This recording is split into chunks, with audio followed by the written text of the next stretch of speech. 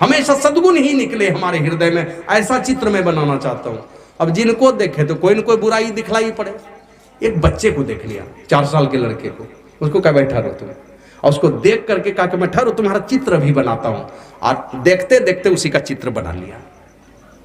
इतना आकर्षक चित्र बनाया। अब जहां जाते थे चित्रकारी बेचने के लिए तो पूछते थे ये वाले चित्र की कितनी कीमत है। बोले ये मैं बेचूंगा नहीं। कहा है तो बहुत बढ़िया। बोला नहीं, बेचने के लिए नहीं लाया हूं, ये तो हमने बनाया है अपनी खुशी के लिए। बहुत वर्ष गुजर गए, चित्र को बेचा नहीं। अब मन ही मन सोचता भी खराब आदमी का चित्र बनाऊंगा मैं, जिसको देखकर मन में खाली बुरी ही भावना पैदा हो। कहां मिलेगा खराब आदमी? तो खोजते खोजते एक जेल में चला गया, और वहां सुपरिंटेंडेंट को कहा कि हमको सबसे जो बदमाश आदमी उससे मिलवा दीजिए, हमको, हम उसका चित्र बना करके बेचेंगे। तो सुपरिंटेंडेंट ने मिलवा दिया। तो उनको पूछा भाई हम आपका चित्र बनाना चाहते हैं और बेचना चाहते हैं। तो वो कहता है भाई आप तो मेरा एक चित्र बनाए हैं एक बार। बोला हम तो कभी नहीं बनाए। बोला हाँ आप बनाए हैं, आज से 40 साल पहले बनाए हैं, उस समय हम 4 साल के थे, आपने मेरा चित्र बनाया। तो बोला यहां कैसे आ गए? इतना खूबसूरत बालक वो यहां कैसे आकर के पड़ गया? बोला महाराज क्या बताऊं, अच्छे लोगों की कभी संगति नहीं मिले, बुरे लोगों की संगति मिल गई हमको, इसीलिए यहां आकर के पड़ गए हम।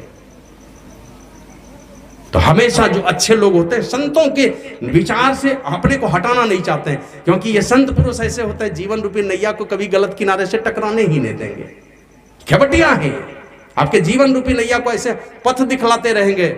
आया है बाबा कबीर, ये तुलसीदास जी महाराज की वाणी में, सदगुरु की महिमा अनंत, अनंत किया उपकार, लोचन अनंत उघारिया, अनंत दिखा बनहार। संसार में तो अच्छाई चीज दिखलाएगा ही, अंततः परमात्मा को भी दिखला देगा। ये सदगुरु की कृपा है भगवान श्री राम। इसीलिए गुरुजनों को बिठा लिए कि अभिमान में कोई कड़वी बात नहीं बोल दूं। अभिमान में बहुत लोग उल्टा पुल्टा भी हो जाता है लोगों से।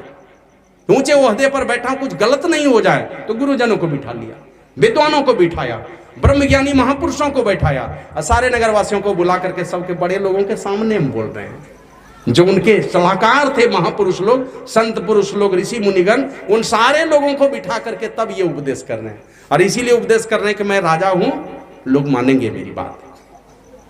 बड़े महापुरुष लोग बैठे हैं, उनके सामने मैं बोल रहा हूं। और क्या कहा, किसी लोभ में नहीं बोल रहा हूं, कोई स्वार्थ में नहीं बोल रहा, किसी आसक्ति में नहीं बोल रहा, और किसी पद के मद में भी नहीं बोल रहा हूं, बल्कि बोल रहा हूं इसलिए कि इसी में आप सबों का भला है।